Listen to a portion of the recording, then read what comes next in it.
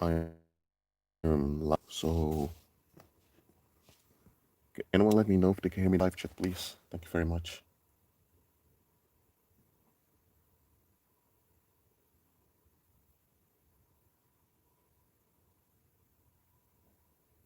I'll wait till we get an answer. Please let me know in the live chat if you can hear me properly.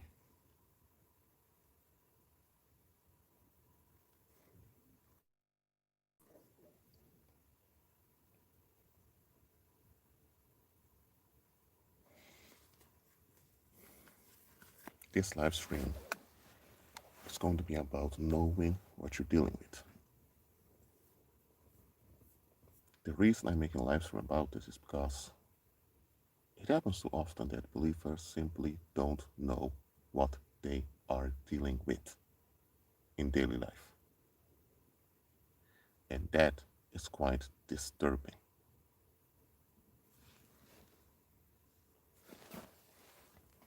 If you're here, let me know in the live chat you're here. The reason why you see a black screen is because I'm on my tablet now, and I put the back camera, which is towards the cover of the tablet, so that there isn't much data streamed through the Wi-Fi.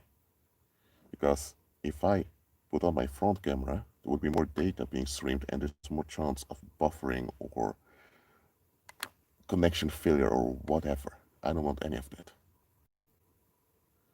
So for those that are here, let me know in the live chat you're here, please. Thank you very much.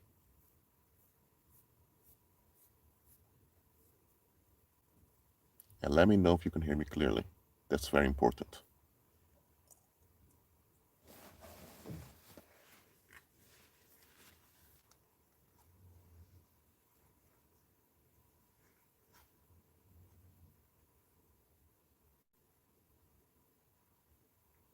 I'll wait. So soon to rise. Thank you for being here. I appreciate it. And for today, I don't have a scripture that I'm going to use as a lead. Today, I just want to fellowship with you and discuss this issue that believers often don't know what it is they are dealing with. Look, for those that are here, you know that I often use parables on this channel to explain things to people because it works very well. Avery Waters, thank you for being here. I appreciate it. All the others out here, can you hear me clearly? Let me know.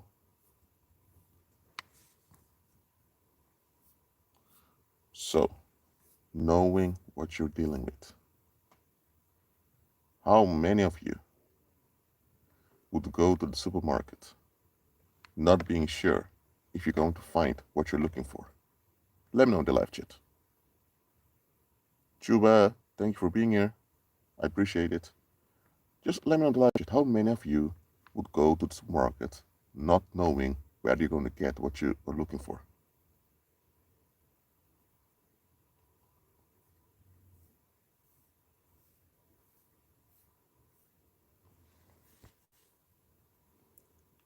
Jeb All Stars, thank you for being here. I appreciate it.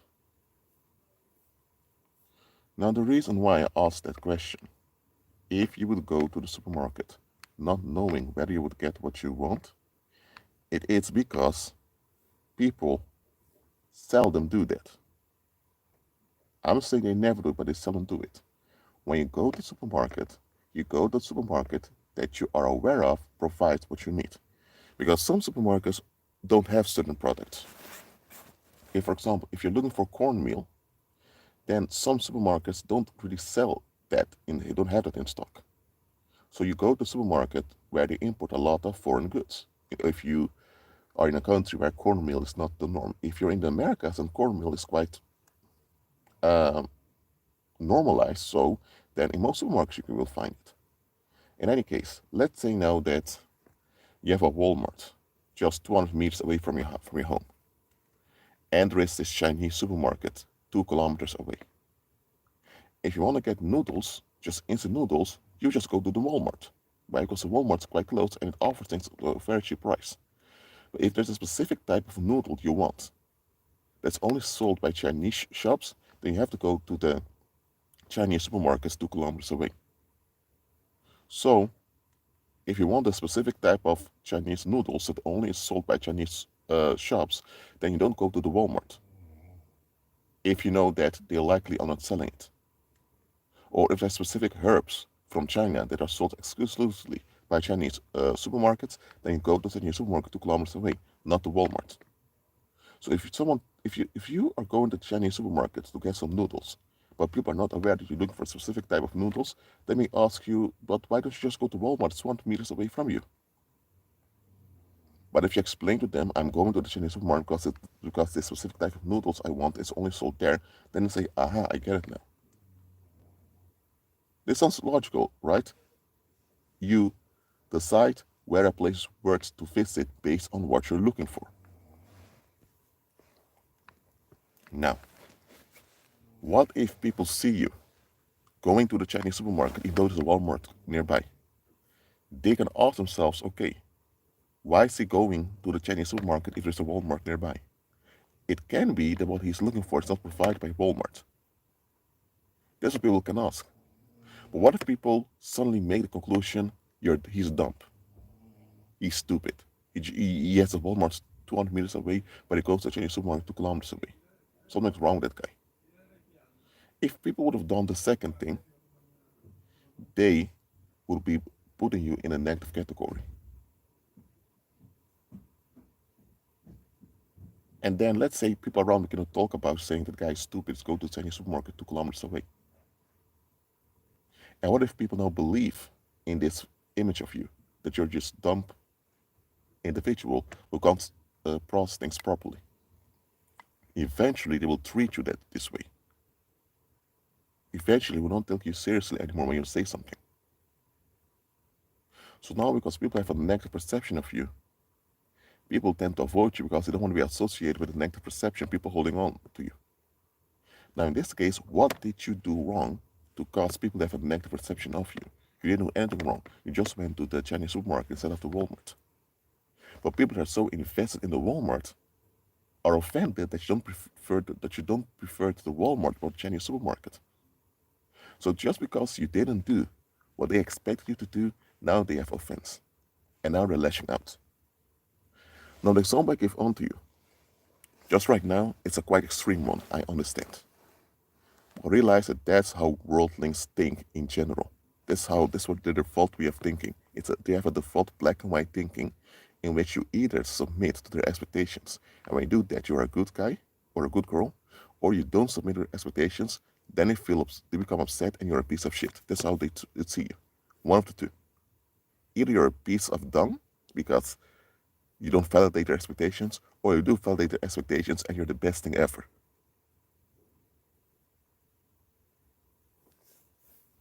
That is how it works in this world. So, what if you grow up in a community that has weird expectations? They expect you to allow yourself to be exploited and assaulted by your own relatives. Let's say a community has this expectation. Now, you know much better that this is a dangerous expectation. So when you protest it, people turn on you. Why? Because they call you a piece of dung because you think you're something. But if you get along with the expectations, your own expense, the moment you have bruises on your body or mental issues, the same community that would harm you if you don't comply would also drop you as if you never existed. So if you give in, you lose because you will suffer harm. And when you suffer harm, they will throw you away because you're not useful. If you refuse by not giving in, now they come after you to hunt you down. So understand this, that when it comes to society, there is no long-term winning. Justin, thank you for being here. Ziggy Chong, thank you for being here. So understand, when it comes to society, there is no long-term winning. Just to go back to the example I gave on to you. You go to the Chinese supermarket instead of the Walmart because the Walmart does not provide what you're looking for. You have nothing against Walmart, but it is that what you're looking for is not provided by Walmart. So why would you go to Walmart if what you're looking for doesn't add up? It's not provided there. It doesn't add up, right? So in the example I give onto you, those that are obsessed with Walmart, if you don't go to Walmart, they get offended. But if you go to Walmart, knowing full well that you don't provide what you're looking for, people going to look weird that you're thinking, what's wrong with this guy? But if you decide to go to where it is provided, like in a supermarket, those that are obsessed with Walmart will take offense. So, what options do you have? The only option you have is to drop what you're looking for and to give in to what their Walmart's providing. Because the moment you look for something else Walmart may not provide, others get offended. That's how society is.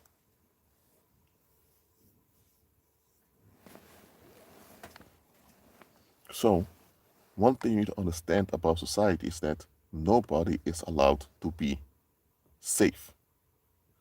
Society does not allow you to be safe because think about it.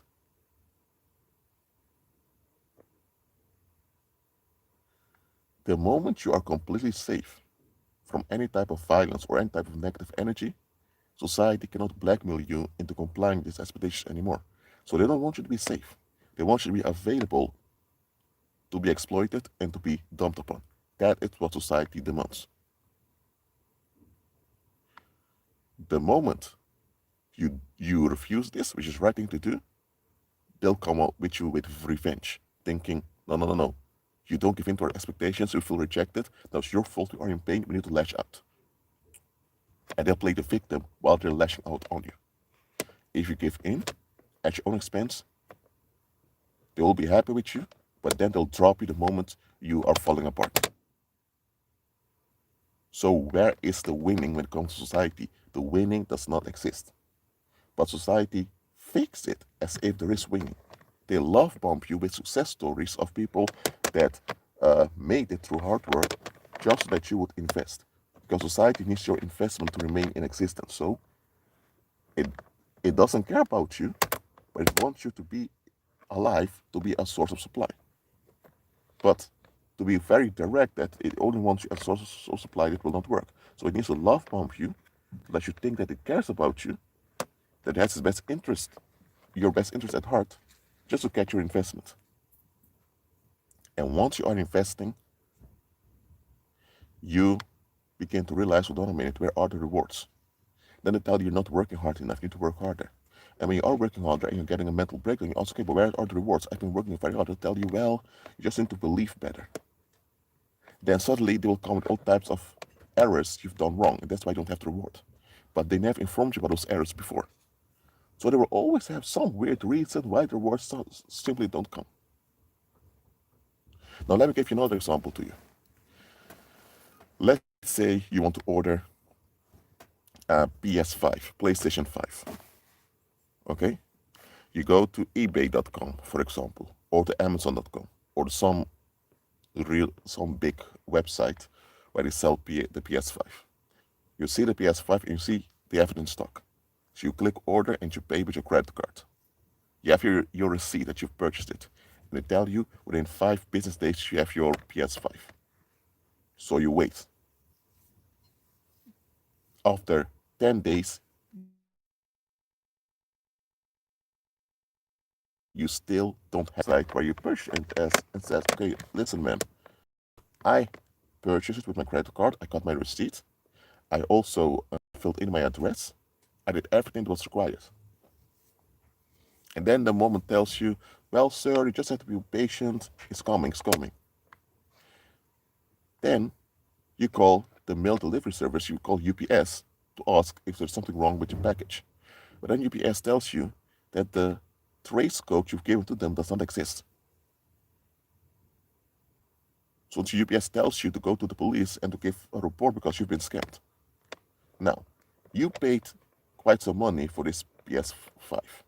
You've waited and waited, so you invest in it. So you think, no, this can't be true. So you call the customer service again, and they tell you, sir, you just need to be patient.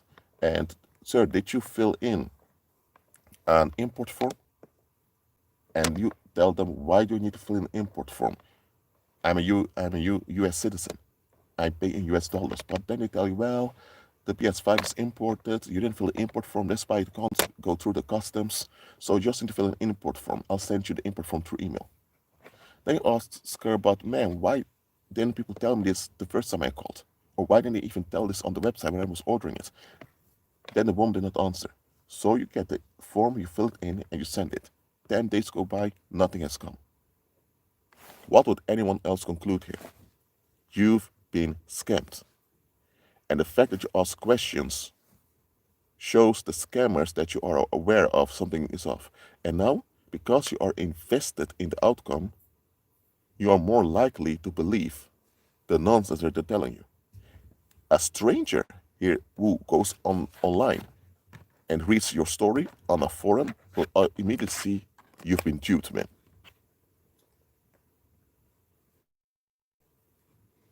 They can all see that you've been duped. Why is it that you can't see you've been duped? It is because you're invested in the outcome. And that is what we need to be aware of. When you are psychologically invested in something, you're less likely to notice its red flags.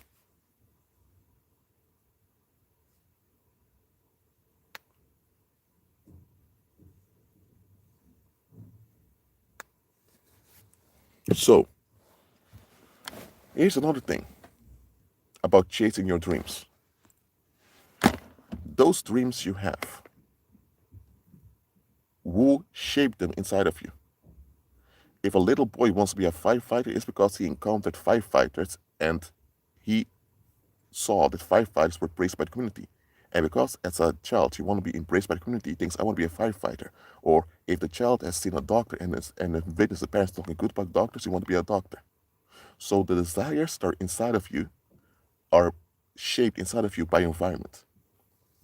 Now, if you have a natural gift for singing, then it's a natural gift that Heavenly Father gave to you that pushes you to sing. So you can have a natural gift that pushes you to desire certain things. But even then, it's the environment that will shape to which extent you give in to those longings. Because if you have a natural gift to sing, but the people around you are quite pessimistic, then you will grow up denying your own gift. But if you grow up in an environment where people encourage you to develop yourself, then you likely end up making multiple YouTube channels with you singing. Why? Because you received a positive base during childhood in which you are well guarded against negative criticism.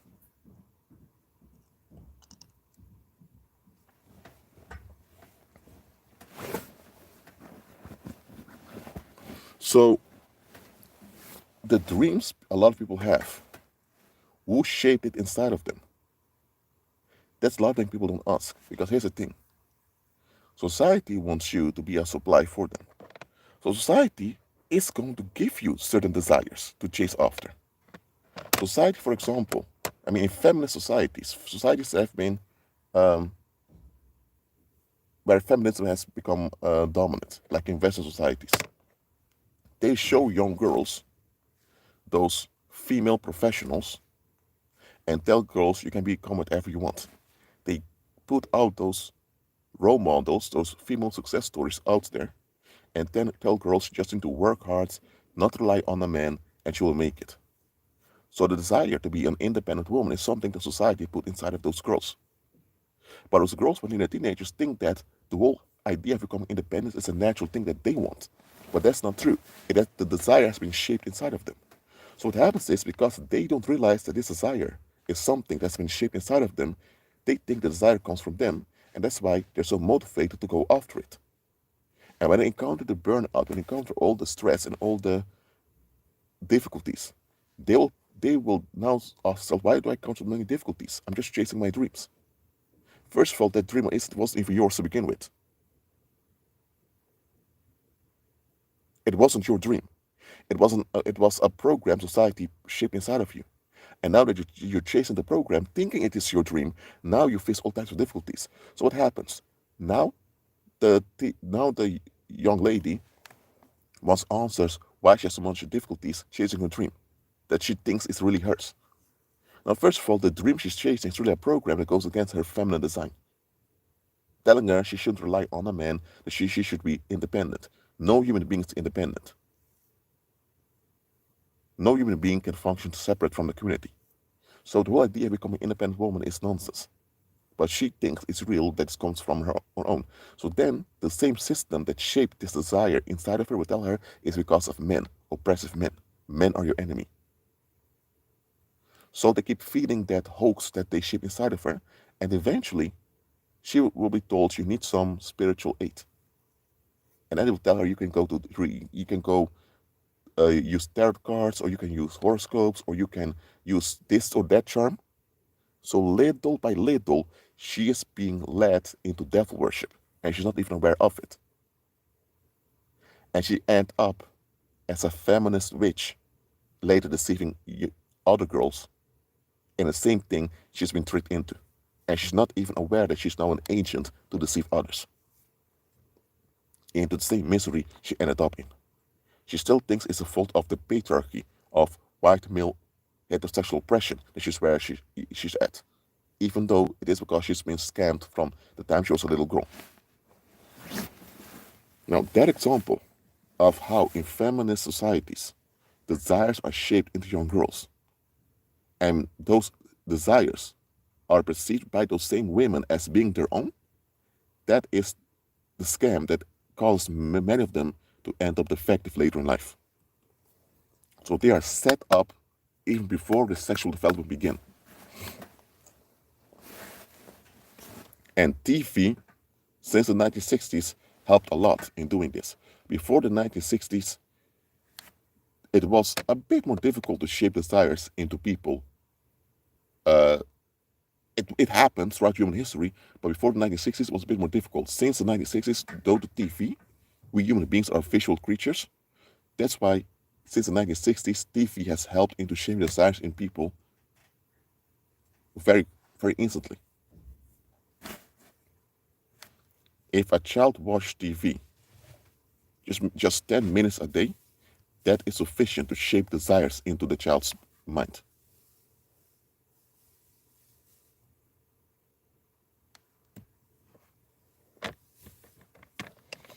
I've explained in another videos of mine and live streams that the reason why they sabotage women like this, it's a voodoo spell. What they want is that you have a population of traumatized females who will eventually drain the men. And once the men are drained, the men are wounded, and evil spirits can suck the life source out of the men. That's what it's about.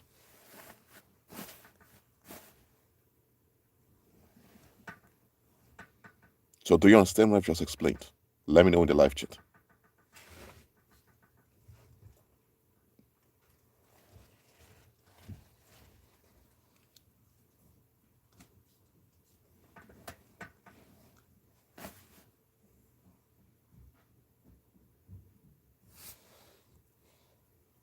Do you understand what I've just explained? Let me know.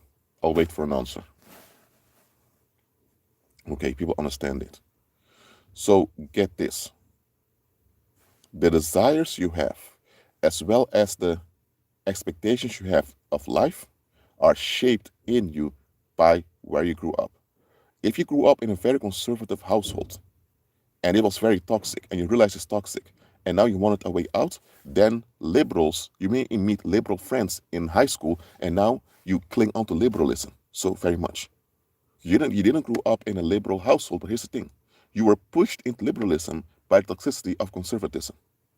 And because liberalism offered itself as a solution to whatever you were going through, you clung onto it. So even your sudden change to liberalism was a setup from the start. And what most people don't realize is that most of the things they want or don't want are shaped inside of them. The same is with white supremacy. There are many people out there who don't hate black people. They have nothing against black folks. But when it comes to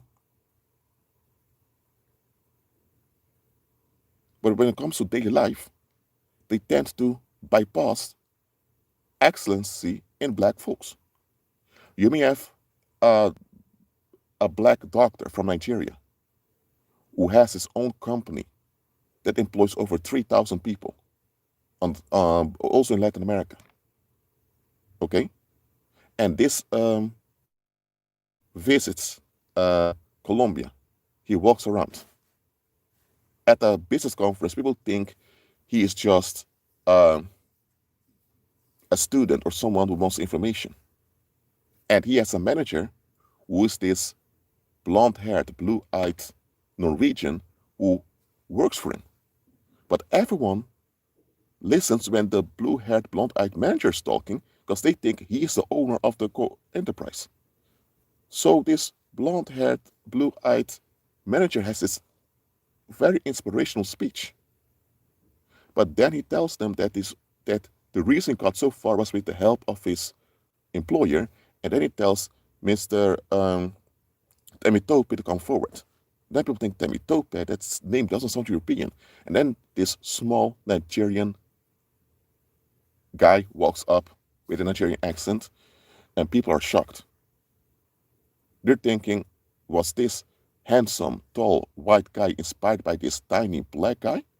They can't process it. Why can't they process it? It is because they have been shaped by the environment to only expect excellency from people of a European descent or people that have a pale Asian skin. That is how they've been shaped by TV, by mainstream media, by pop culture, as well as by their peers who were also affected by, also shaped by society. So, when they in real life encounter something that contradicts how they've been shaped, they're quite uncomfortable. So white supremacy is something that's been shaped inside of them.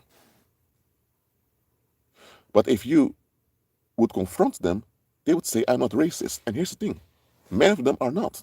But white supremacy is inside of them. It's in how they relate to other people. And they just don't realize how deep-rooted it is. If you grow up in a racial society, racism is shaped inside of you. Even if your population is the target. That's why you have some black folks or some minorities that later in life, they tend to look down on their own people. Why? Because you may think, how can they look down on their own people and have this self-hatred? It has been shaped inside of them. If you grow up in a community and society and they only promote people that don't look like you, and people that do look like you are always presented in a negative daylight, eventually, if you don't have the Holy Spirit, you begin to doubt yourself. And you'll feel bad about yourself, and now you want to escape this bad feeling by associating with the group that's praised. That's how colorism is also shaped in many black folks, especially in the United States. So, when someone becomes born again, the Heavenly Father will first resist them in the beginning. Why? Because they are products of their environment. And the environment is against Christ. So they've been shaped in an antichrist way. So when you become born again, the Heavenly Father needs to break you down internally so that He can build you up again after His image and likeness.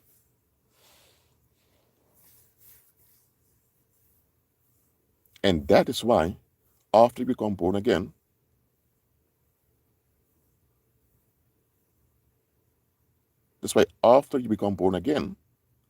you need to go through this refining process.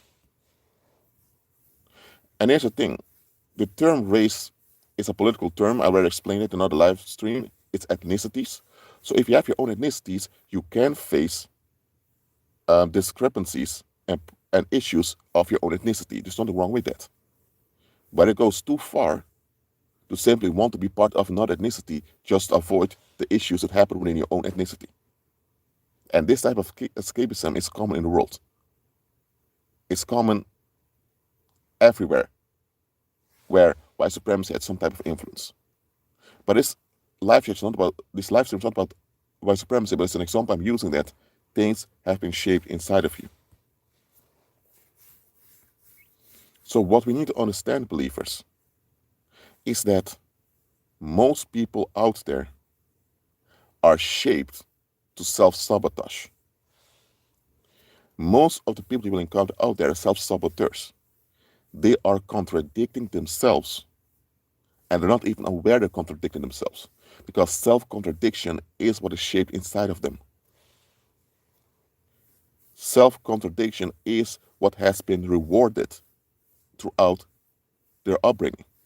And as an adult, that is what's praised in their communities. So for them to get along with other people,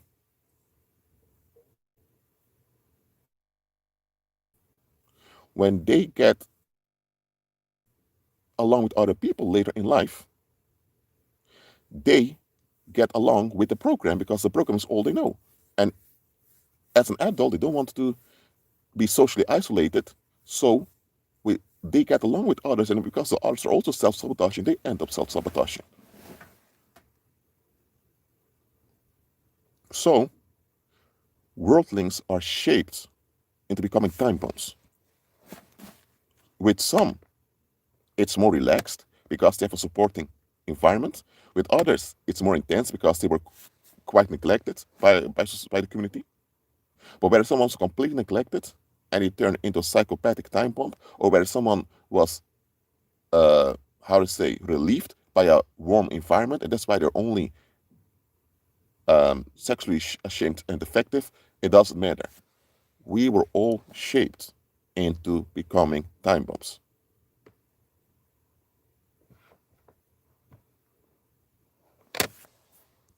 Mhm. So, that is why when you talk with worldlings, realize that the way they receive what you're saying depends on how they were shaped.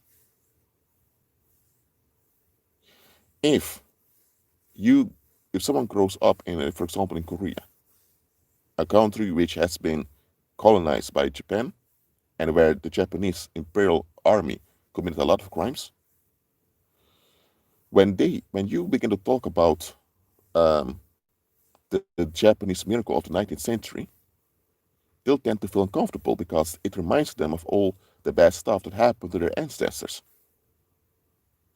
But if you have someone that grew up in Japan itself and they were never aware of the war crimes of their own people, they will feel quite joyful. So what you're seeing will affect them based on where they come from. So what it comes down to is when you're dealing with people, you should know what you're dealing with. Because based on what you're dealing with, you can adjust your tone and how you relate to that individual. Now, don't get things wrong. If someone was shaped the wrong way, they should face the fact they've been shaped the wrong way and they should look for deliverance. That's their responsibility. It is not their fault that they've been shaped the wrong way. And we can't blame them for being shaped the wrong way. But they should face the fact they've been shaped the wrong way, then look for help.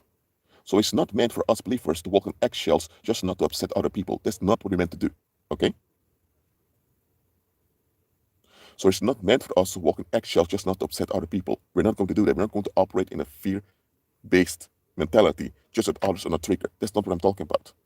We do consider other people, we do consider their feelings, we do consider the background, we consider all of that. And we are flexible and filled with empathy towards other people. That's what we do as believers. But we're not going to walk on eggshells. If someone has been shaped the wrong way, eventually you need to face it.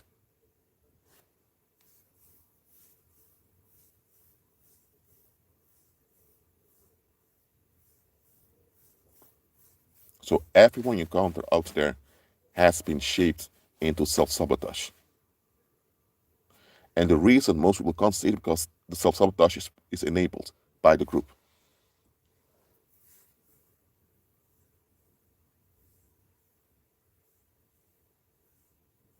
And here's the thing. If someone realizes they've been shaped the wrong way, that's a start. Once they admit it to themselves, healing can begin, deliverance can begin. But a lot of people in the world just don't want to face being shaped the wrong way. So they keep persisting in the error because they just don't want to deal with it. Eventually, the error will bring forth pollution anyway. So when the pollution comes, they just want the victim to transfer the weight onto. And the more they do this, the worse off they become, and eventually they'll become reprobates.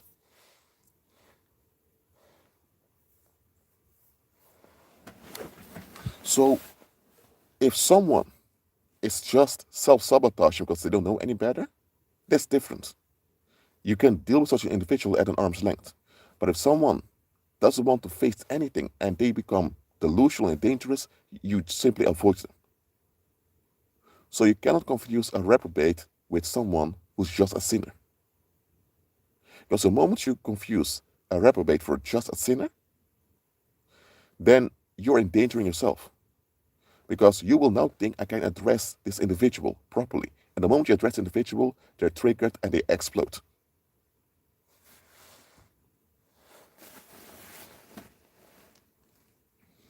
Someone asked, how do renewed believers walk this earth without being targeted after crossing the River Jordan?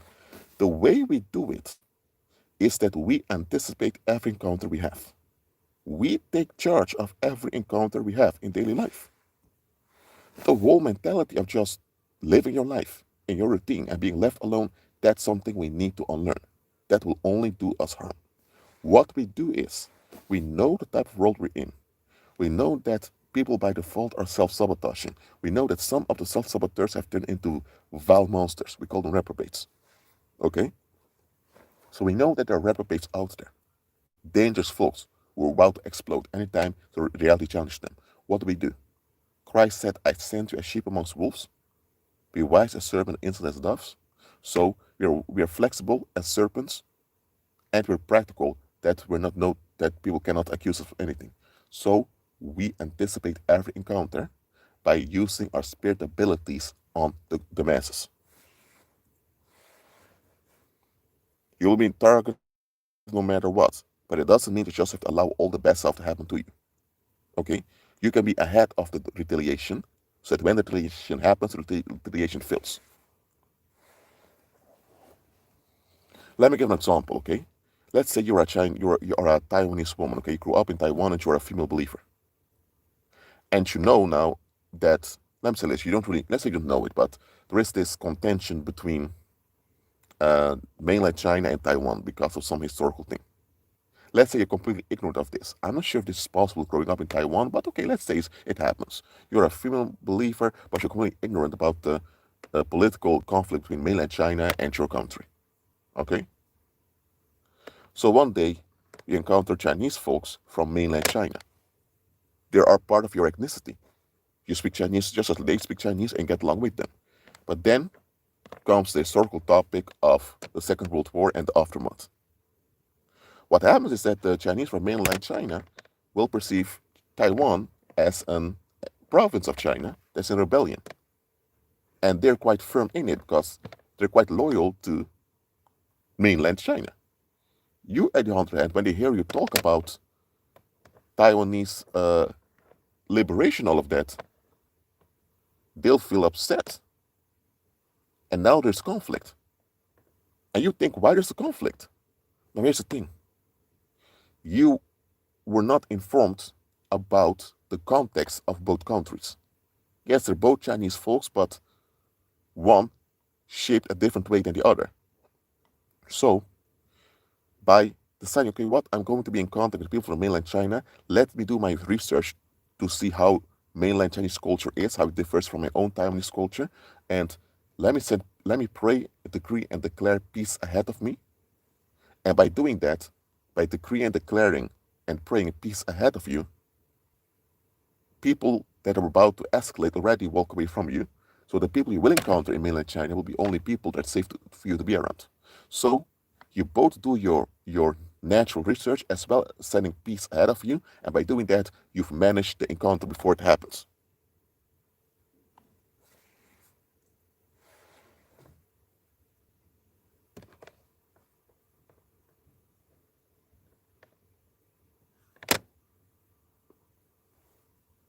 And here's the thing, if you still have this worldly relief thinking, which is, I don't think you can have that after crossing the Jordan, but let's say you have this, someone has this thing, I just want to be left alone, things to work out smoothly, then you will not be alert, you will not do your natural research, and you won't send peace ahead of you and all of that. You will have encounters, and then the retaliation can happen easily.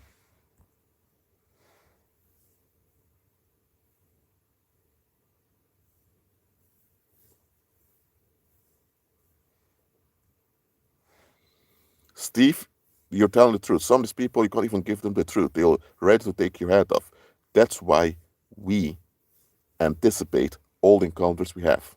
If you're about to go to the supermarket, you rejoice when going to the supermarket. You don't have to you don't have to pray for 2 hours long. No, you can just decree abundance on yourself, and you can decree that you're having a good time at the supermarket before you go. Just do something simple as that. In the spirit world, power has been released out of you towards the supermarket already. So when you're at the supermarket, things happen smoothly. Okay? But if you just go to the supermarket randomly, without any spiritual activity beforehand, now you can walk into a minefield. You see how this goes? We have to be aware of the type of world we're in, and we have to anticipate whatever may come against us. Now let me give another example to you, okay? Let's say now that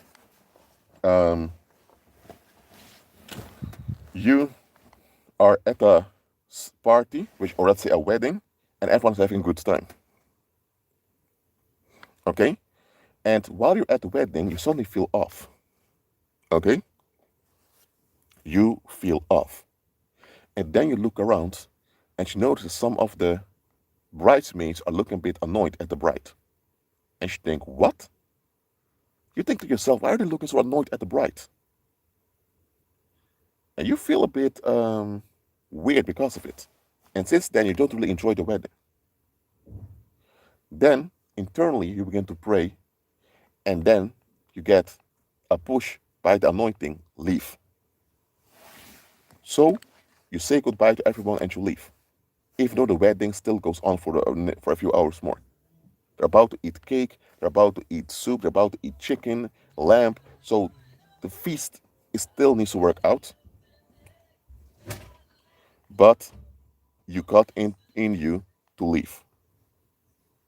So you leave.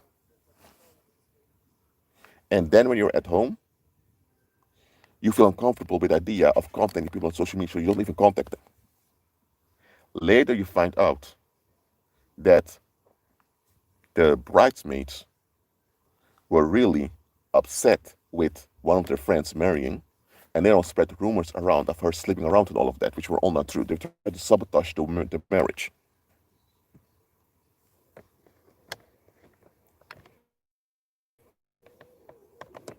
And now you understand why you felt uncomfortable suddenly, and now you understand why the anointing hinted you to leave.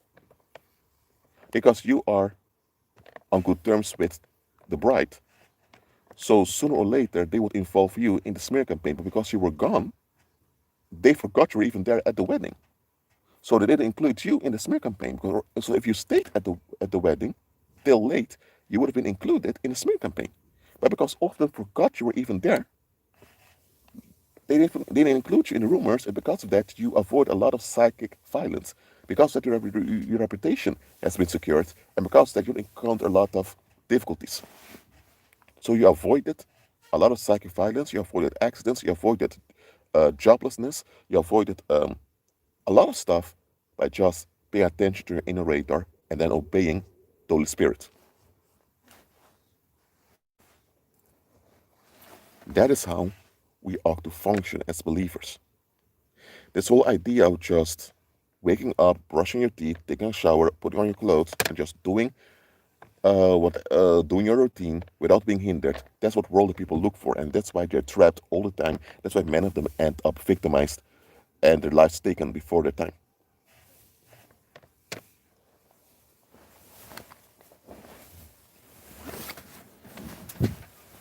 So we have to know what we are dealing with.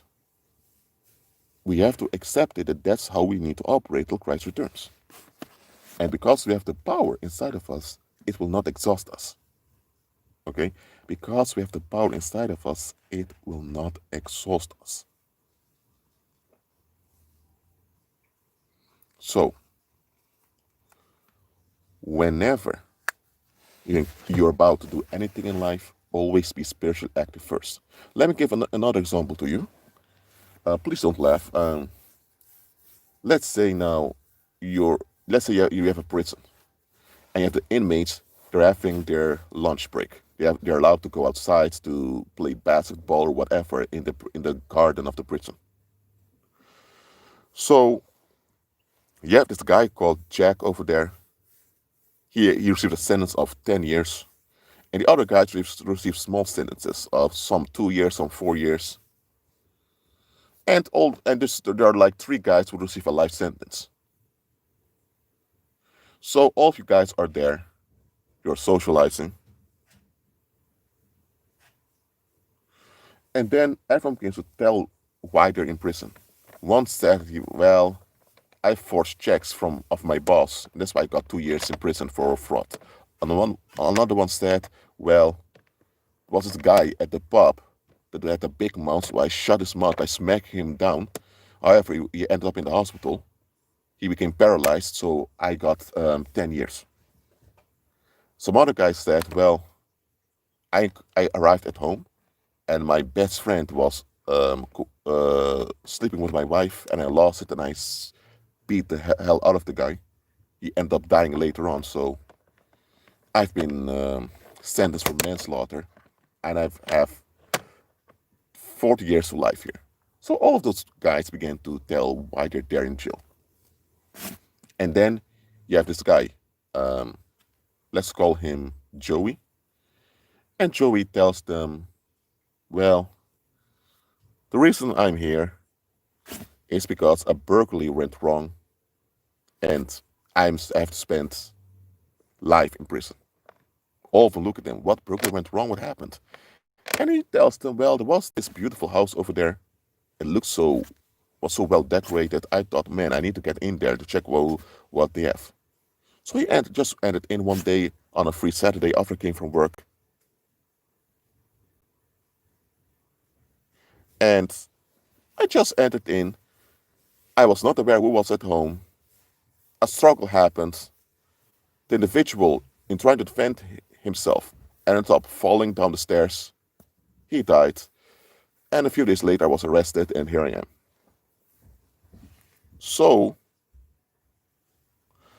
now all the other inmates they're almost fainting. They're telling you, hold on a minute, Joey.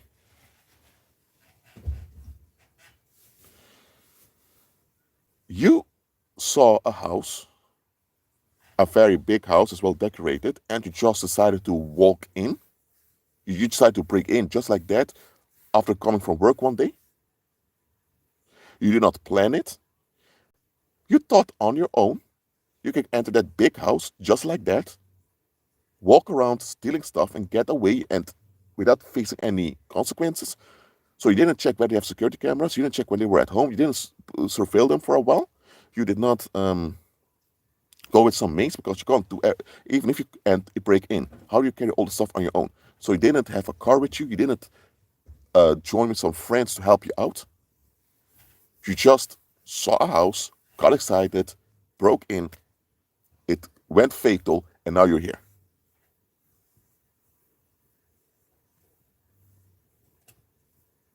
All those inmates are going to think, come on, guy, how could you be so dumb? But let me tell you, that fictive Joey I've used in this parable, that's how a lot of worldlings are.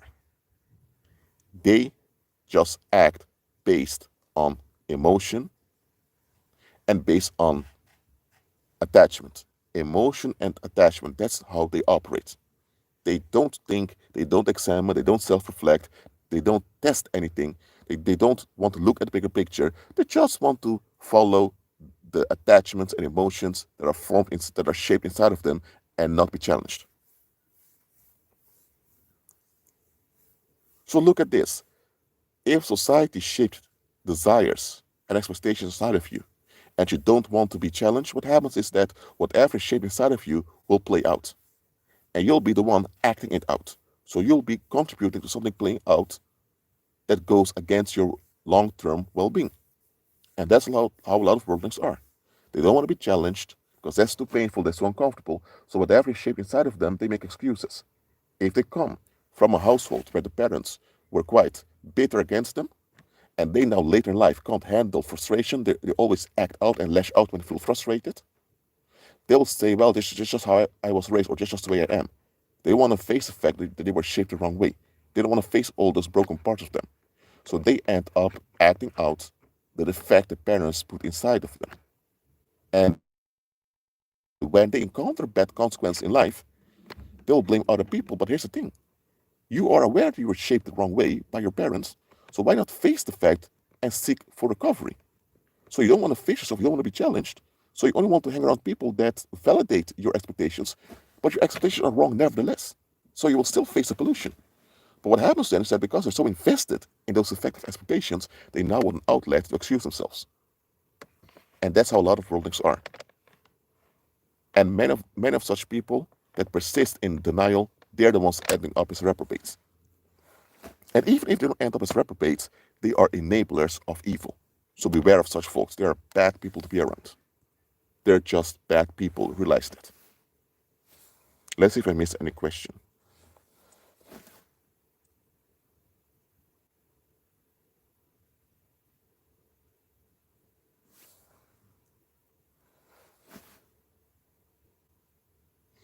Well, the examples I'm giving are not rare, isolated incidents.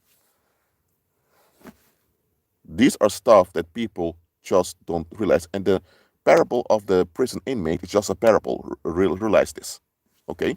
But I've used it as an example to highlight how worldlings operate by default.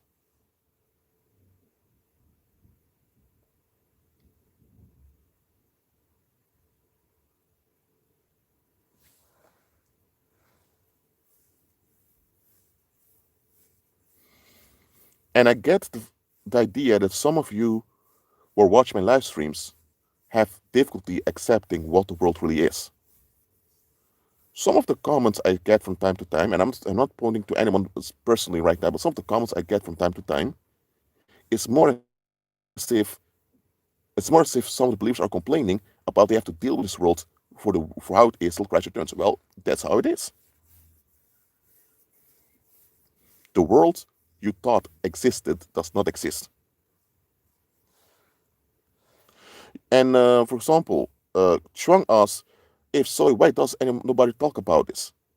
It should be obvious to you now, Chuang, that the world keeps things hidden. They don't mention everything. The world hides a lot of stuff. So it's logical that a lot of stuff that are obviously disturbing, they don't talk about.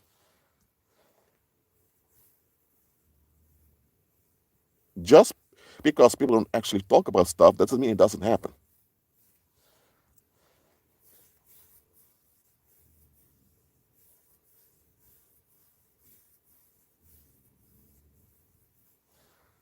Mm-hmm. Mm-hmm. So, just like Elaine said here, we are programmed to self-destruct, which is true. And that's why we ought to be renewed in our minds. And that's why we need to accept society for what it really is, not what we want it to be.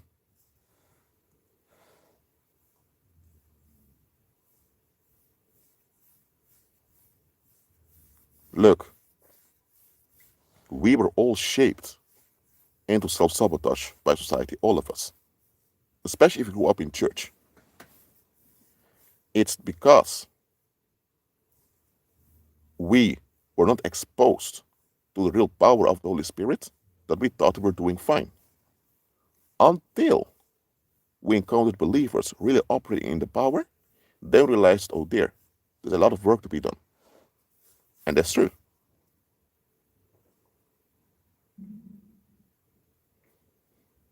There is this scene from The Matrix.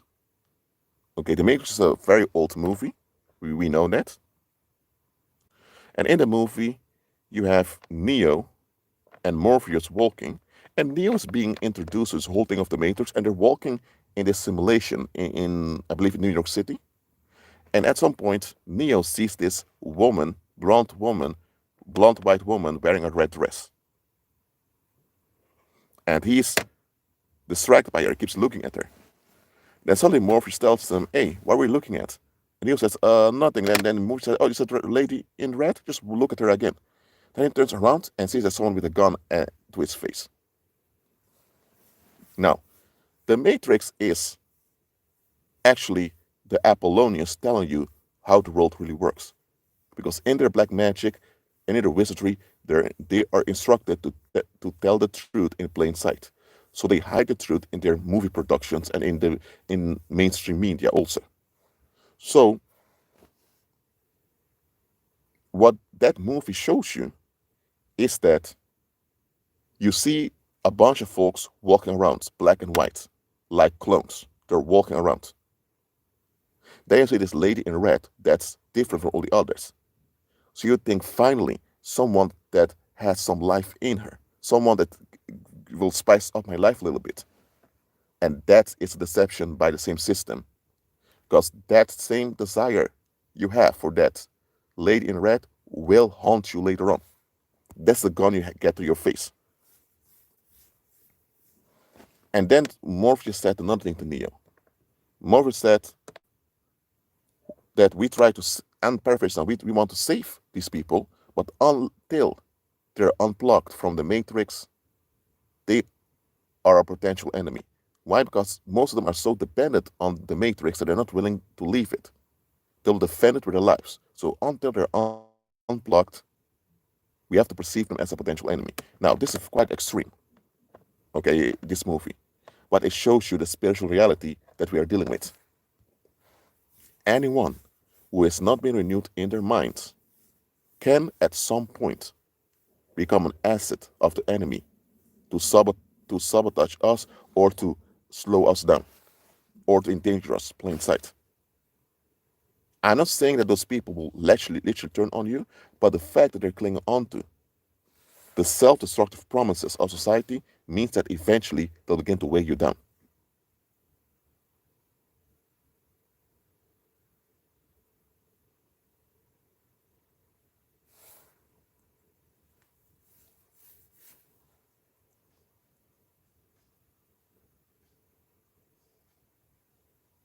Mhm. So that's why I understand the following, believer.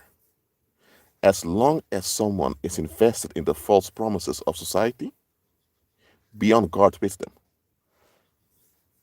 You can hang around them, have contact with them, and you can even have intimacy with them related to some subject, because intimacy is related to common subjects. If they're into basketball, you're into basketball, then you're intimate when it comes to basketball. That's it. So intimacy can be, you can have it with them on certain subjects, but never be yoked with them if they still have investments in the fake promises of society. And if someone is beyond the age of um, 25 and they still are believing and investing in the false promises of society, then watch out with them.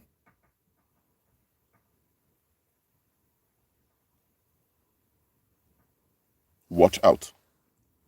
Because even after the age of 20, when you come out of your teenage years, you realize, okay, something's really messed up with this world. So there must be something messed up with me that I need to be delivered from. But if someone persists in denial after the age of 20, and even after 25, when they're heading towards their 30s, they're still in denial, then they are potentially dangerous, straight up.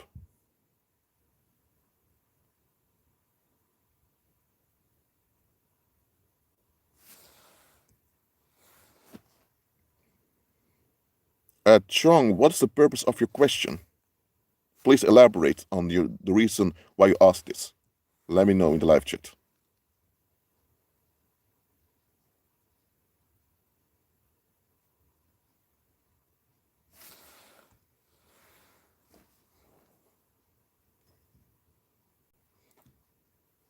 So, we can have life in abundance and we can have a joyful existence on the earth.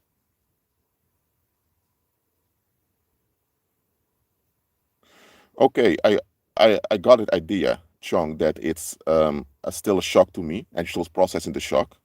Well, that's how it really is.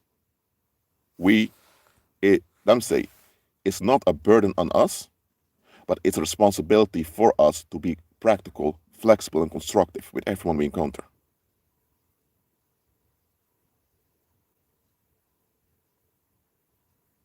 Hmm. Yes, and Trong, you're a female. Am I correct? If I'm not correct, correct me now. Okay.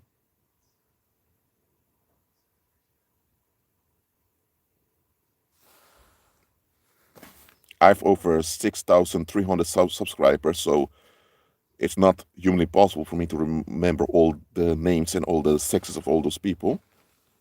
So that's why I asked for, just to be sure. Because you've been commenting more often in my live streams, so I'm a bit familiar with you. Okay, sorry. No. So, good. Now, the reason I ask is because the way females process persecution, the way males process them are different. So, okay, just wanted to be sure of that. So, I overcame all of this a long time ago. That's true. You came out of it recently. So, as a man, the way you can anticipate a lot of backlash. It's just a trick I'm teaching you now. Is sometimes you're just playing dumb as if you're dumb.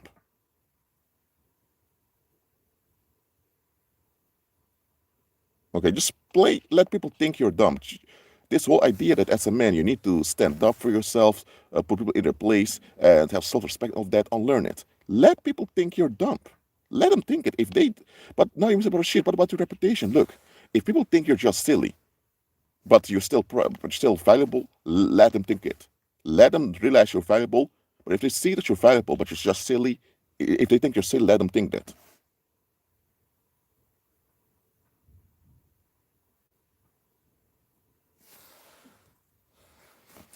Why? Because here's what I want you to understand. Your reputation is important, okay?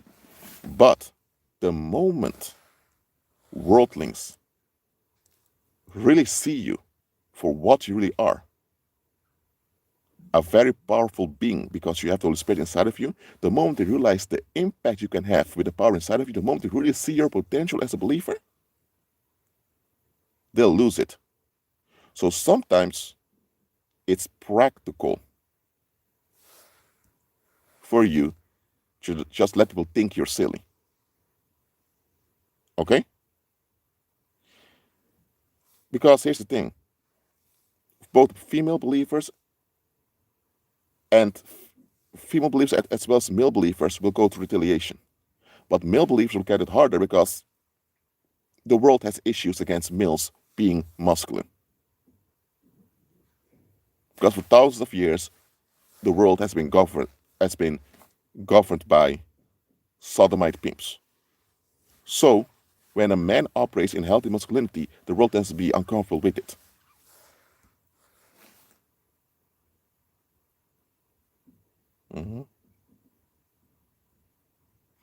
So, as I mentioned before in a previous live stream that I made about a few weeks ago, when it comes to what you're up to and what you're doing, give people crumbs of information. Give them crumbs, not the whole loaf of bread. Give people crumbs so they can have an idea of what you're up to, but don't give them the full disclosure. Because if they see the full loaf of bread, they'll lose their minds. They're going to riot in the streets and they're going to seek to devour you or whatever. Give them just crumbs here and there. And when you feed them crumbs of information, they're going to think whatever. And once they think whatever, they consider you silly, then that's when you're safe.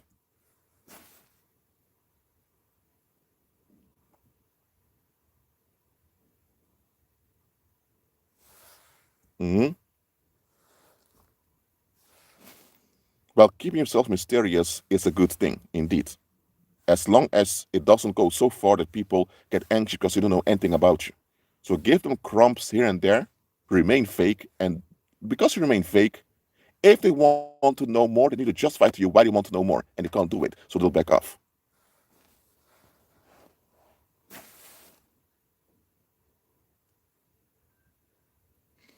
Indeed, David, when David was still persecuted by Saul, and he had the Israelite army behind him, he remained as a refugee amongst the Philistines. But here's the thing, David defeated that Nephilim that the Philistines relied on. So the Philistines were upset with him. But when they encountered David, David pretended to be mentally ill So a lot of people thinking, who's this man? This can't be the David that defeated Goliath, man. Whoever this man is, please get him out of here, man. This man is really an embarrassment to us. Please get him out of here. And because of that, David didn't end up being imprisoned and killed.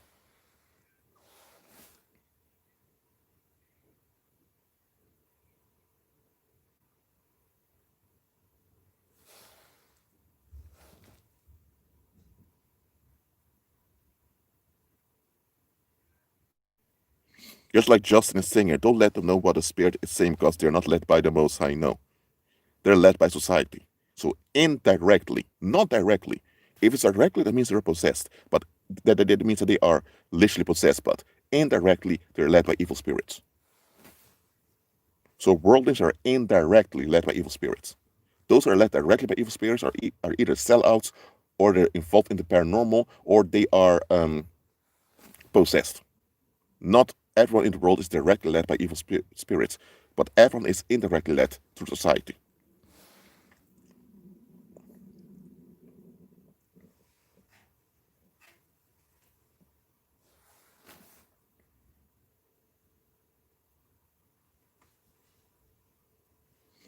So someone asked, so we should socially breadcrumb worldlings?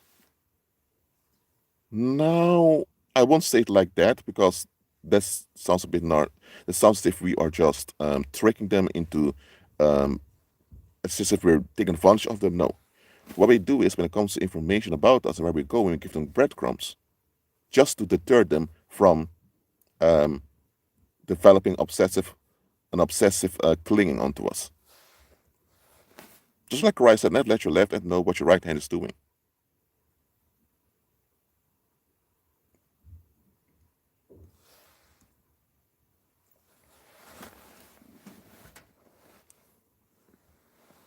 So, when you know what you're dealing with, you are far ahead of whatever attack may come against you.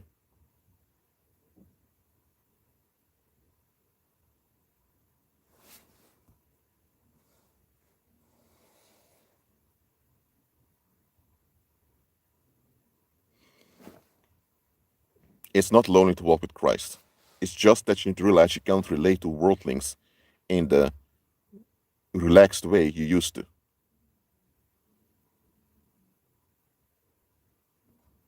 It's not lonely at all.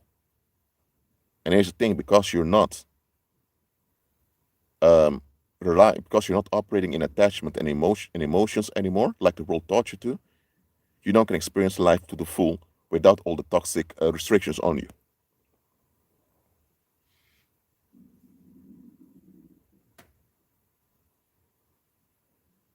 Mhm. So we must be aware and ahead of everything.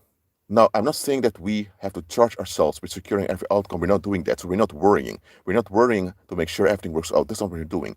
We're just active by being alert about our surroundings.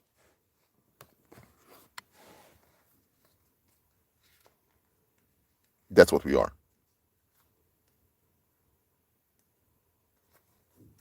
Hold on. So, this live stream has been almost an hour and 10 minutes. I don't have much more to teach you here. So um, I want you all to process what I've taught you here. Maybe it's a lot for you, so just take your time with processing it. Keep on agreeing with Christ and listen. It's not lonely to walk with Christ. Difficulties may come, but you'll be able to overcome if you operate in the power. So operate in the power. That's it. Keep on agreeing with Christ and be at peace.